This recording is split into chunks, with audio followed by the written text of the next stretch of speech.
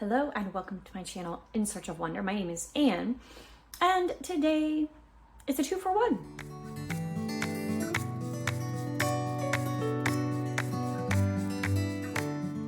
Everybody loves a BOGO, right?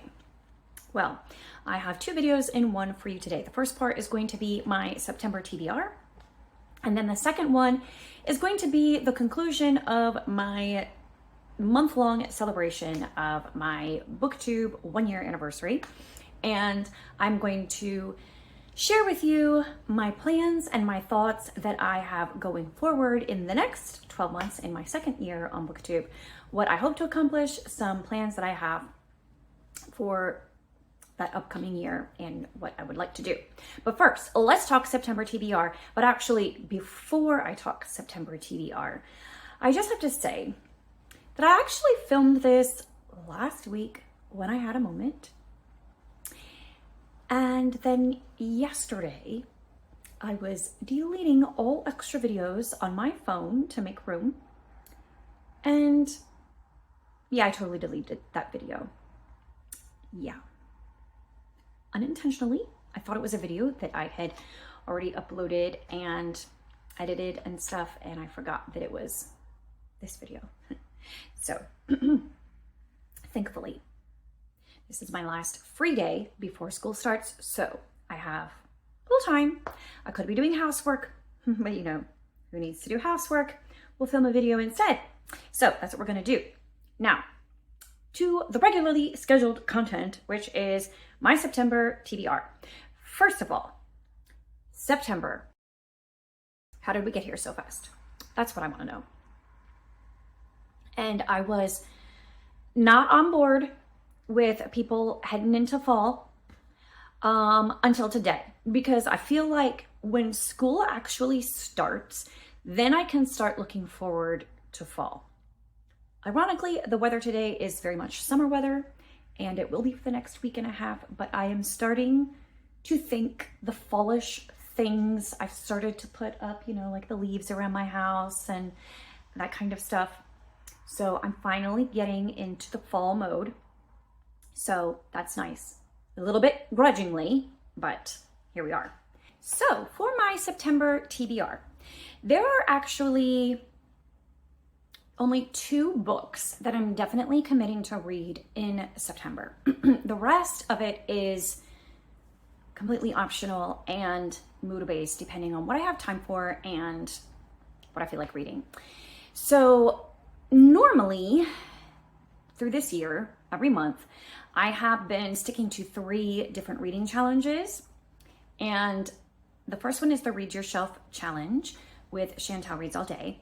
And I have kept up with that all the way through August, so I'm good on that one.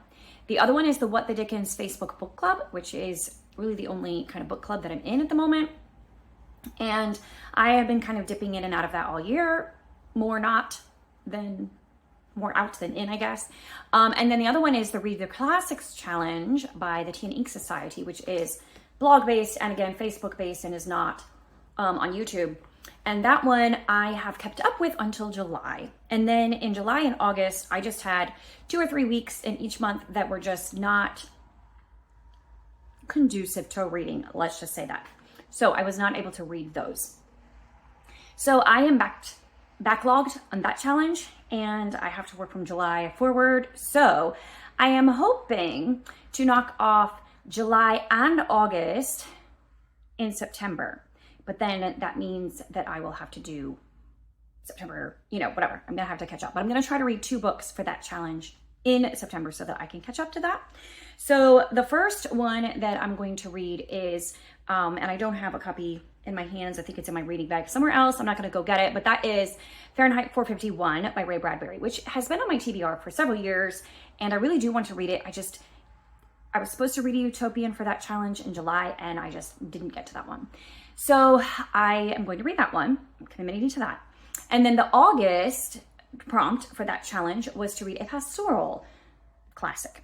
And so this one dovetails nicely with Shaketember, because the hosts of Shaketember, and I will link to their channels in the description box. The hosts of Shaketember have chosen, I think, 6 Shakespeare plays to read as group reads in September, and they have live discussions for each of them.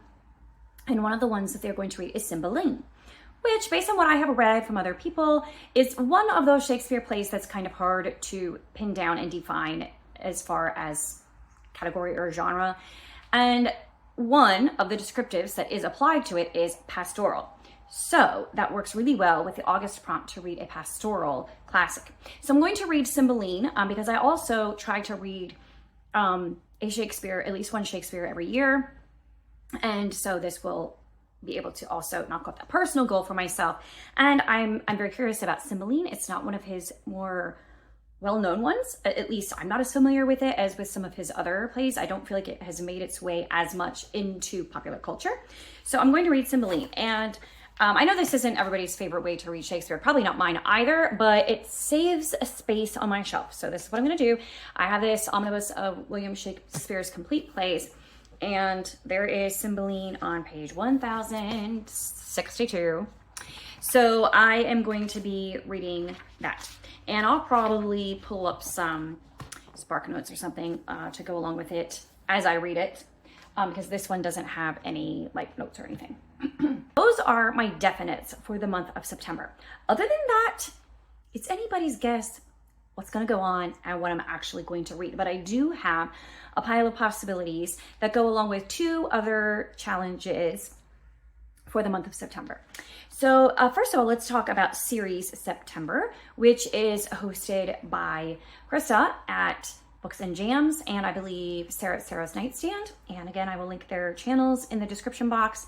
And Series September is exactly what it sounds like, where you read books from the series. Now, they have a really fun bingo board that they came up with this year, which is not necessarily like, you know, read the first book in a series or read the middle of a series or read a series you've been wanting to for a long time, that kind of idea.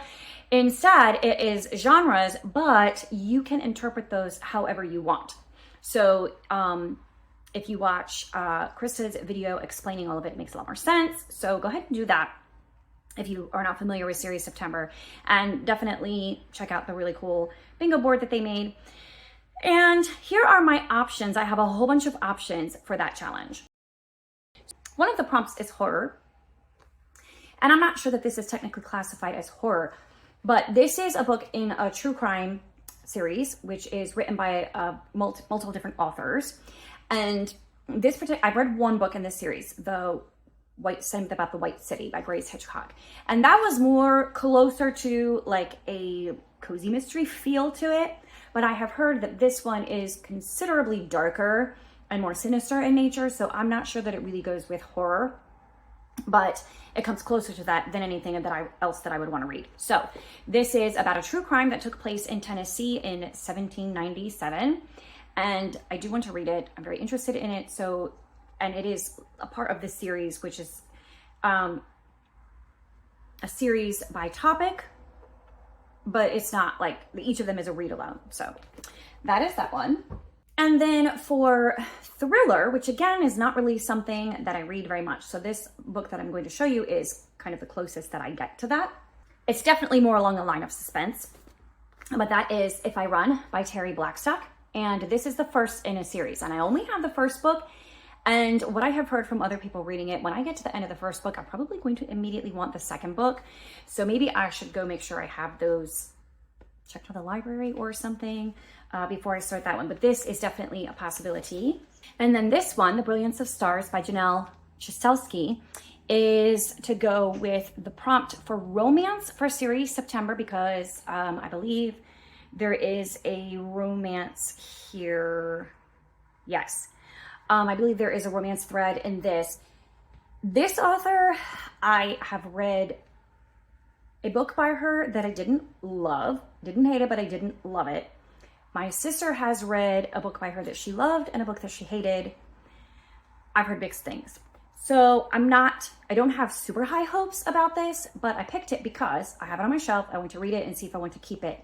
And also it fits with Chantel's Read Your Shelf Challenge, which I need to read for September, a book that deals with puzzles or codes or ciphers or mystery. And since this is a spy story, I figure it covers all of that. I also don't love spy stories, but I'm gonna give this one a go and see what happens. Sometimes the lower expectations that I have of a book, the better it ends up being. So we will see about that. And then I need to read for the series September, or that's one of the prompts, is to read a mystery. I've been putting this one on my TBR since I picked it up used, and I haven't read it yet. I've heard mixed things about it, but I at least want to try it. And that is The Thursday Murder Club by Richard Osman. We'll see. And that one is the first of a series. Oh, by the way, so Ciesielski, this one, The Brilliance of Stars, is book 1 of, I don't know what the series is. Oh, a Jack and Ivy novel. A Jack and Ivy novel. So it's book 1 of a series. And then this is the first one of a series. And then another prompt is middle grade. So I actually am going by genre here for these prompts in the series September. I kind of wanted to do, you know, like a more fun, unique interpretation of the different prompts that they had, but it actually kind of worked perfectly with the books that I had on my shelf to go by genre. I had more series books than I thought I had, so that actually worked perfectly for me. So we're just gonna be boring and do that and just use the literal meaning of the words, mostly. So for middle grade, it's, I guess, probably more children's, but again, I'm putting the 5 Little Peppers on my TBR. It's been 3 months now, I guess. Just haven't gotten to it. And this is in the middle of the series. I think 5 Little Peppers is the first book, and then this is 5 Little Peppers and How They Grew. I don't know how many books are in the series by Margaret Sidney, but that is one of them. And then for historical fiction, I'm going with A Hope Undaunted by Julie Lessman, which is another author that I have a hit or miss relationship with. I do not love all of her books, but I have loved some of them. They're fun reads often. But this one is set in the 20s. Looks like an Irish girl. I'm curious to read this one, and we'll see how I feel about it. And it is part of a series, The Winds of Change. This is book 1 in the Winds of Change series.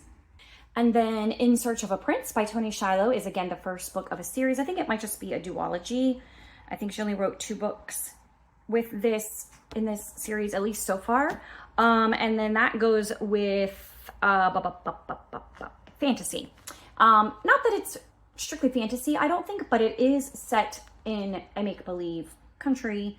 And it's kind of like, you know, royalty kind of fairy tale-ish without magical elements kind of story. So is my understanding. So I'm putting it with that genre. I guess it's probably just not really exactly fantasy, but we're gonna go with that. And I'm hoping to read this one. I really want to read this one soon, because the first Saturday in September, there's going to be a book fair at a town half an hour, 45 minutes from me. And they will have Toni Shiloh, because she lives not far from me. She's going to be at that book fair. And then Kathy Gulk is, or however you say her, like Gulk or Golka, is also going to be at that book fair, among some authors that I have heard their names, but I've not read anything by them. But I don't have time to read all their books between now and September 7th. But I do want to read at least this one by Toni Shiloh before I go there. And then I think that I have access to, through the library on Kindle or on Kindle Unlimited, some books by Kathy Gulk. So I want to read one of her books also before I go to that and have the chance to meet them. So that one for series September will probably be bumped up the priority list there. And then finally for series September, another option for romance. I guess I had 2 options for that. Or maybe I missed a prompt. I don't really know. Crossed Lines by Jennifer Delamere. So these books, by the way, have all been on my shelves, and they're books that I really just need to read and decide if I want to keep them or not. And I don't just want to get rid of them without reading them. So a bunch of these ones here, like I'm not really sure, like I don't know a great deal about them. I just picked them up somewhere along the way. They seemed interesting. So I'm going to try read them and see what happens. This is the second book in the series, Love Along the Wires. I have not read the first one in the series, so hopefully it's not too much tied to the first book so that I can read it. If not, I may have to read the first one instead. But I prefer to read that one because I have it and I'm trying to read books that I own. So that's for series September, and I already talked about Shaketember. So now Shorty September. So Shorty September is hosted by Past Story Time, and this one is basically reading short books, less than 200 pages, and I have a whole bunch of those. And what I did with this one is I went with also books that are on my shelves that I haven't read yet that I want to read. And also I kind of wanted to balance the series books, which I feel like series tend to be this way. The series books are mostly like kind of fun reads and fluff reads. For me, they're not like real in-depth or intellectual or whatever. So I wanted to balance that a little bit. So my Shorty September books might be short, but I think that they pack a bit of a punch, either with being a more informational and factual and nonfiction, or just dealing with a lot heavier topics or storylines, that sort of thing. So I'm hoping that creates a little bit of balance between the light and the heavy reading in September, so it's not all one or the other. So the first one is And They All Sang Hallelujah, which is a nonfiction by Dixon D. Bruce Jr., which is about plain folk camp meeting religion 1800 to 1845. And my biggest interest in reading this is because the camp meeting tent revival culture that took place in the early 19th century in the United States gave birth to a lot of the hymns that many of us are familiar with. And hymnology is a study that I'm very interested in. And this is one of the hymnology resources I've been wanting to read for a while. It's not strictly, I don't think, about the hymns. It's about just the whole tent meeting, camp meeting kind of culture and revival history. So I think that it will be interesting in that regard, but it also does have information about the singing that took place there. And then this also goes along with Red September. So I wasn't initially planning to participate with that because I didn't want to be overwhelmed. But I had this book on my shelf, and it is only 142 pages in my edition. And so that fits perfectly with both Shorty September and Red September, which I believe is hosted by Christy Lewis at Dostoevsky in Space. And I think some others. Again, I'll link to all of them below in the description box so you can check out those challenges. This is One Day in the Life of Ivan Denisovich, which I have been wanting to read for a long time. I have read some essays by Solzhenitsyn that I really loved, but I've not read any of his full-length works. I mean, this is still kind of short, but looking forward to reading this.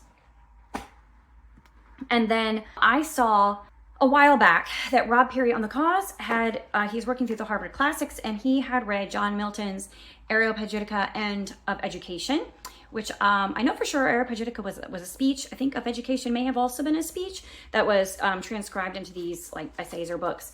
It's, let's see, 107 pages long, the two of them, the two essays or speeches, whatever you want to call them.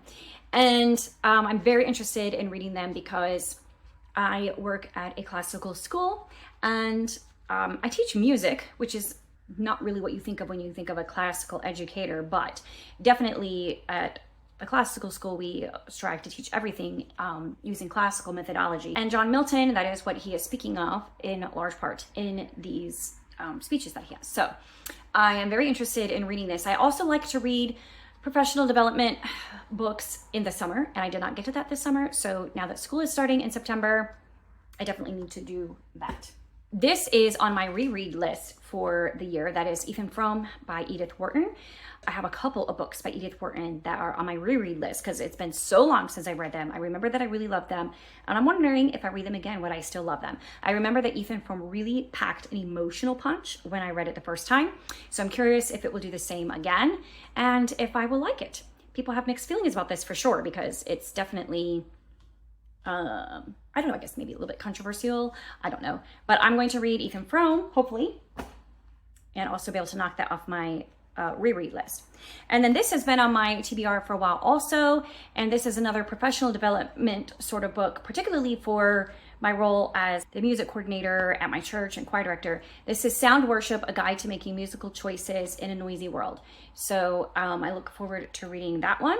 This also will help me because I teach 8th grade music in the first semester of the school year, and I always try to incorporate some discussions in those classes about musical appreciation, but also from the context of learning to truly be able to appreciate what is good and true and beautiful in music, and just giving them something to aspire to or something to judge music by objectively so that they can appreciate. And I think that this will help with that.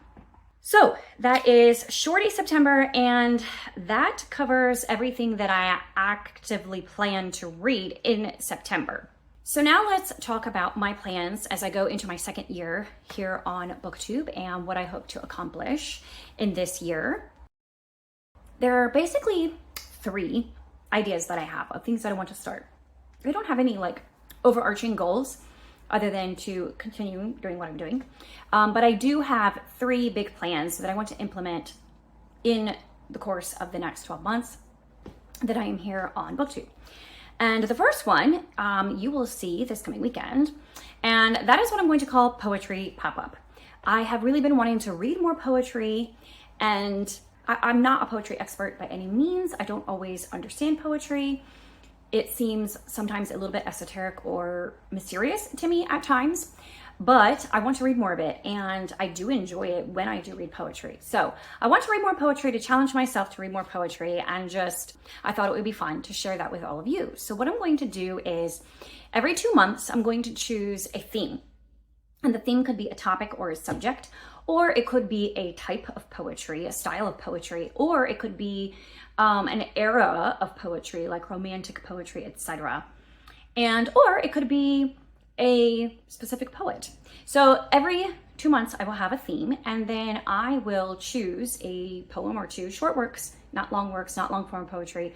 I will choose some works that go with that theme, and then I will read them in a short video on my channel here, and then I will challenge some other booktubers to do the same thing, to choose a poem or 2 from that theme and to read them on their channel, and then to challenge other people to read as well the poetry along those lines. You will see the first one. I plan to do it at the very beginning of every other month. So September 1st will be the first one, so look for that video, and yeah, I hope it will be fun. So then the next thing that I want to do is I want to do to host my very own reading challenge, year-long challenge through the year of 2025. So I'm already working on that. I don't want to tell you exactly what it is or what it involves. So far, I cannot find evidence that anyone does this particular sort of challenge that I am planning to do in 2025. So there are perhaps similar things, but not exactly what I'm trying to do. And it works very nicely with what I want to accomplish personally in my life. And also, ideally, what is going to happen is my challenge is going to dovetail nicely with some of the most popular reading challenges and readathons that already take place throughout the calendar year here on BookTube. So for example, one of my favorites, Jane Austen July, my prompt for July I'll be able to coordinate with that. Instead of adding extra things to every month, it will be something that can be worked into other challenges that are going on at the time. So it's a way to challenge myself in particular areas, but also to not add extra work into my life or extra reading that I won't have time for. So I am really excited about it. Even if nobody joins me in doing it, it's something that I need for my own personal reading life next year. So I am really excited about it, and I will be giving you more details in a couple months as we get closer to 2025 and sharing my reading challenge with you. And then finally, this is something that I have already set in motion together with my friends Kelly at Kelly Reads a Lot and Morgan at Morgan's Endless Bookshelf. And that is, we have created a Christian booktubers community, and we are hosting it on Discord in a server, and it is open to Christians who have BookTube channels. And we are really excited about this. It is a place for you to collaborate with one another, to be kind of like a touch point where you can touch base with other Christian BookTube channels without having to search them out individually if you don't know them very well. It is a way for us to support one another and encourage one another by sharing each other's work that we do, the videos or challenges or readathons or whatever. It's a place just to chat books and the things that we love. It's a place to discuss books from our Christian perspective and to share our thoughts about various things. It's a place where we can pray for one another and encourage one another with the Word of God, and just generally edify each other and build up each other in this community of booktubers. So if you are a Christian with a BookTube channel, you can apply to join this community by clicking on the application link in the description box below. It's not complicated. Just fill out all of the required answers, and then we will get back to you and we will give you the link to the Discord server so that you can join in on the conversation. We've already have kind of like primed the pump, so to speak, with some of our friends who we know have Christian BookTube channels. So we've got the conversation going, and I'm so excited to see where it goes from here. And I hope it meets a need in the Christian BookTube community. I know when I started my channel, and even at certain points throughout, I have had questions about technical things like filming or editing or whatever. And I have had questions about the best way to do, let's say, buddy reads or reading challenges, or how to do a live, etc. I have questions about that, but I haven't had an easy way to ask people who know how to answer those questions. So there is a place on our Discord server where you can ask that kind of question if you're not sure how to go about doing something. There are experienced BookTube channels on there already who I know would be thrilled to help you answer your questions and guide you in anything that you may have questions about. But also it's just a place to collaborate and work together and encourage each other. So if you want to join, please fill out the application and join us. We are so excited to have anyone and everyone in the Christian BookTube community there with us and helping each other out. So those are my plans going into my second year on BookTube, and I'm looking forward to it. I'm very excited about it, and can't wait to see what all we accomplish in this coming year. So until next time, bye.